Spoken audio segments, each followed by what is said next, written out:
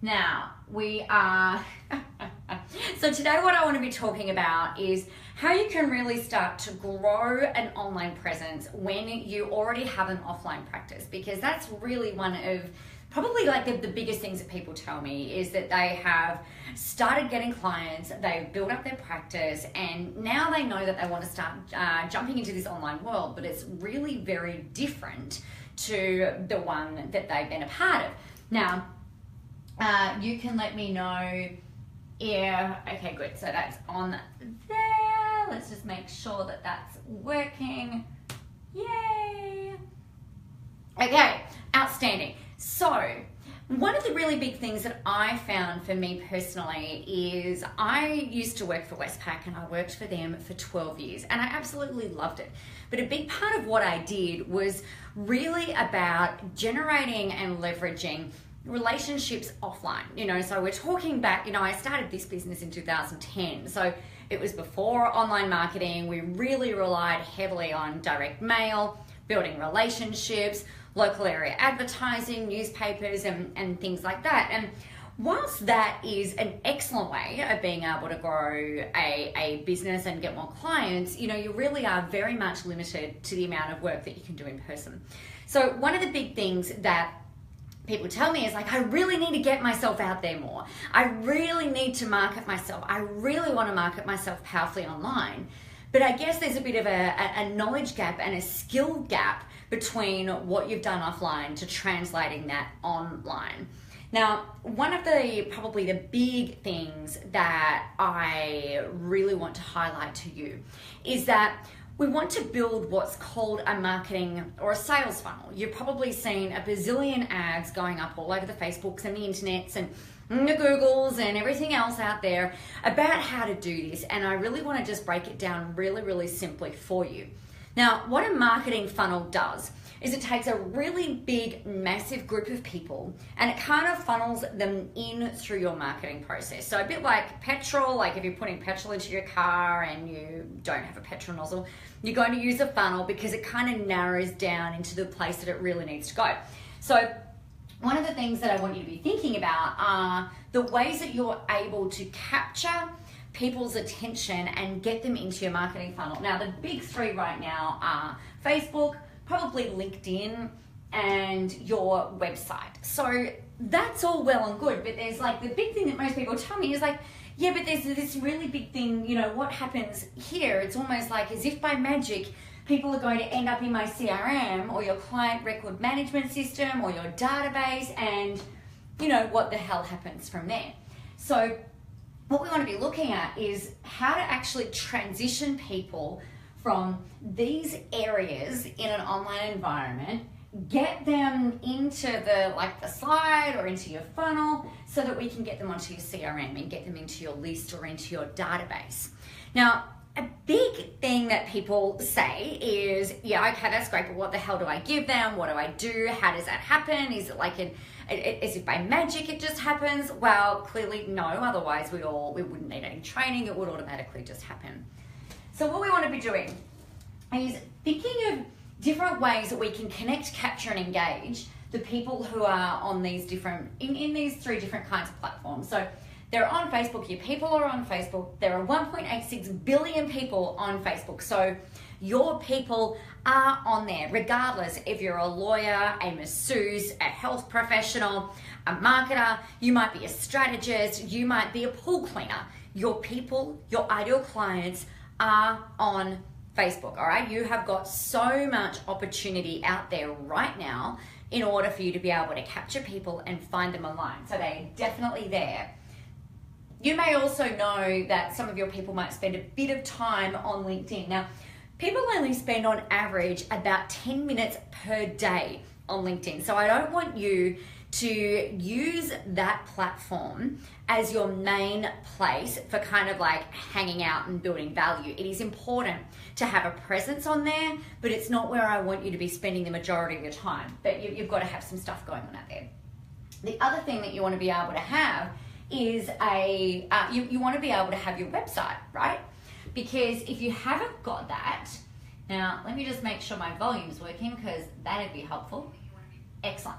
So you want to have a website that has got, we want it to be content rich, okay? So that when people go and research you, and they will, they'll go over to your website, they can see the different blogs, they can see the different pieces of value of information, they can get a really good feel for who you are, what you're about, and really be able to feel like you know your stuff, right? It helps to bridge the trust gap.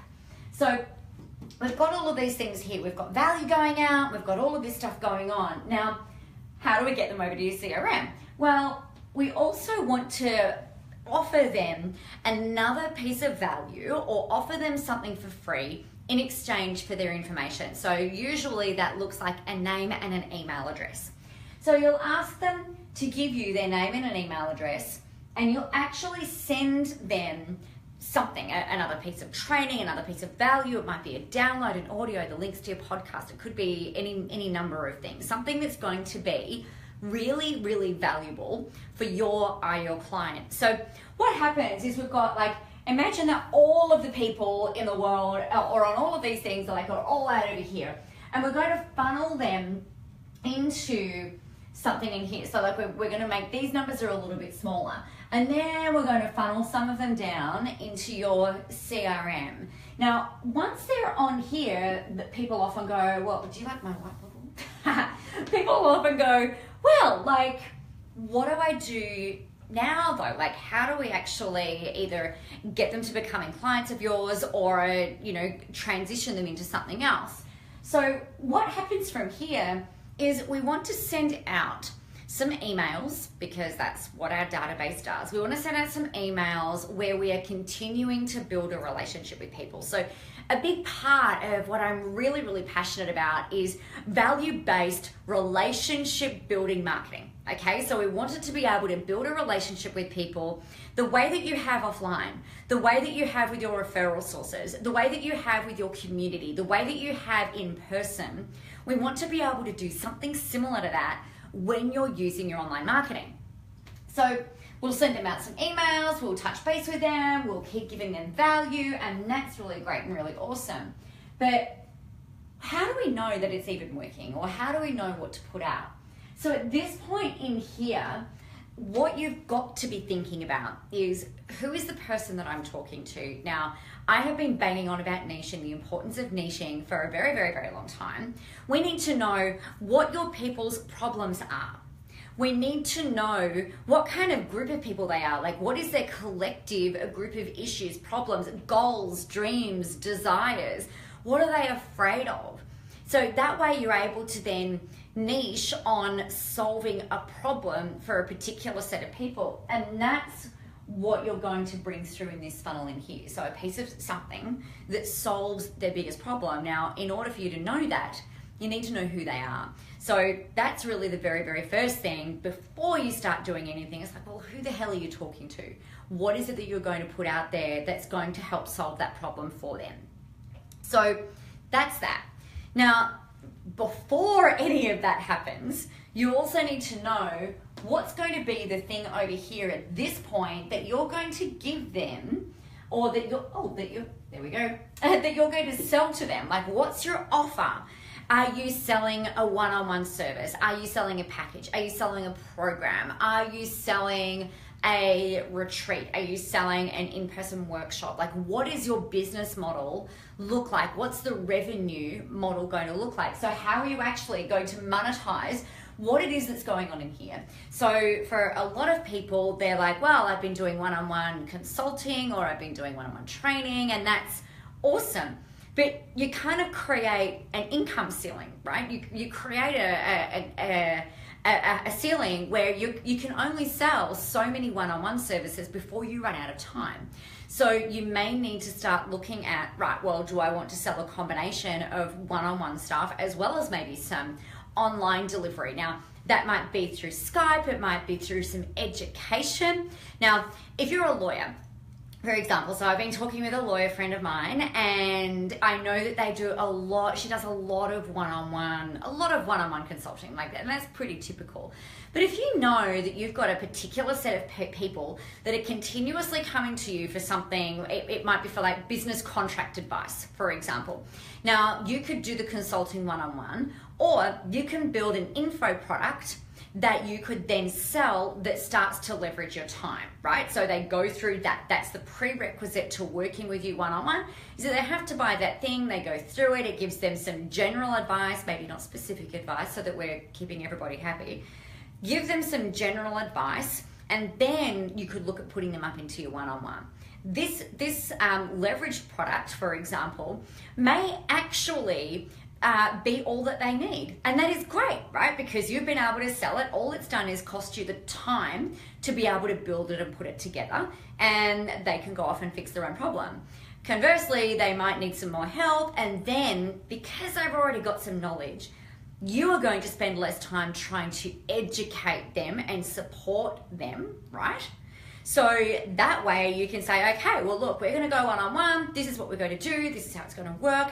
They're probably going to be a better kind of client. You're probably going to spend less time with them, which means that you can bring more people through, right? So where I've rubbed out that question mark, you need to know what it is that you're actually going to sell them, because with everything that you do from an online perspective, it's got to be really intention-based. All right, otherwise all you're doing is you're going to be putting out all this excellent material, really great value, really awesome things that are educating them, and someone else can come in and, you know, cut your lunch. So you want to be protecting in that. Make sure that you've got different pieces of calls to action going through your stuff, rippling through everything that you're doing, so that people know that they can actually get some help from you. Now, I am just going to duck down and see if there's any questions going on in here. There is not. So any questions that you have, feel free to go ahead and type them in. I think that really covers off what I really wanted to share with you today. But the thing that I want to remind you of is a lot of what you have been doing offline is able to be translated online. But we've just got to have that strategy in place where we are pulling people through your marketing funnel so that they can get to know you, so that they can engage with you. All right, so let me see. It's probably a little bit better than me going down like that. All right, any questions that I can answer for you, go ahead and type them in. I'm having a massive Wi-Fi issue by the look of things on here, which is probably not really very helpful. So, all right, any questions that you have, please go ahead and type those in for me. I will spend some time now going back and actually going through and answering all of those for you. If there are any in there, you're welcome to message me. If you are if you don't want to go and post them publicly, then that's absolutely fine. Go ahead and message them in there. And other than that, have a super amazing week. Make sure that you get yourself out there, okay? Because the big thing that you've got to remember is that you cannot sell a secret. If your people don't know about you, then they can't buy from you, right? And if your people don't trust you yet, then you want to really keep putting things out there so that they can learn to trust you, so that they can learn to trust you based on your ability to provide results in advance. Your ability to be able to solve their problems before they even become a client of yours, right? So that could be with audios, podcasts, checklists, Facebook Lives, it could be webinars, it could be bloody anything, videos, anything at all that is going to solve your people's problems. That's the kind of stuff that you need to be focusing on, and focusing on getting them into a marketing funnel of yours. Now, incidentally, I'm also running a live webinar on Wednesday about the 5 stages to really being able to do this. And each of these 5 stages are so critically important to one another. You know, you can't have one without the other, otherwise the system just completely fails. So if you'd be curious to come and join me on that, I'll put the link in here at the end of the video. But like I said, any questions that you've got, go ahead, post them in here, and I will commit some time to going and answering those for you now. Have a really amazing week. Have a great Monday. Get out there and be completely awesome. And I'll see you next Monday at 11 for episode number 3. And off my paper, I'm going to tell you what we're talking about. I'm going to be talking about the importance of you being you in your marketing and being you in your business. Now, that might sound kind of obvious, but I was talking to an amazing group of accountants last week, and I was explaining to them that when I first started out in my business, in my marketing, I was so serious. Like, I would film my videos and I wouldn't move because I would just want my hair to be great. I'd want my delivery to be perfect. I'd have everything scripted, and I was so kind of like rigid because I believed that in order to be taken seriously in business, one needed to be really very serious. And so I have kind of like, well, you know, these days I'm the same on here as what I am in person, as what I am down the street in the supermarket with my kids at parents' days, like anything like that.